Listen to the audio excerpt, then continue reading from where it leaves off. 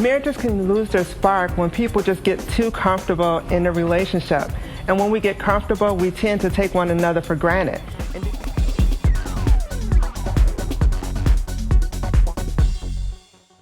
Now joining us, Shuntai Beaugard, life counselor and published author. Shuntai, thanks so much for coming on the program. Appreciate it.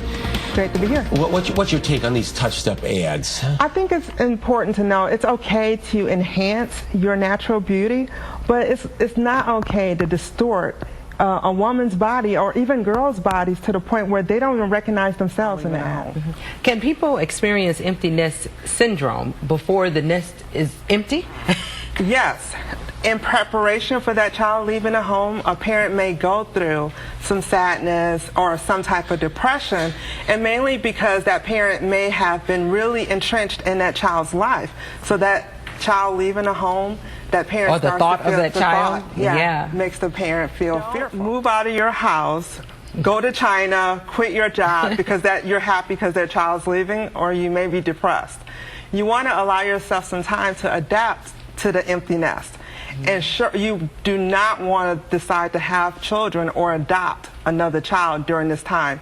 You don't want to make decisions based on emotions. Parents do want to make sure that they get involved and get out that list that I mentioned and start to look at how they can enhance their lives and live the next chapter of their life happier. Some of the biggest ways that marriages sort of lose their spark after time. Marriages can lose their spark when people just get too comfortable in a relationship. And when we get comfortable, we tend to take one another for granted.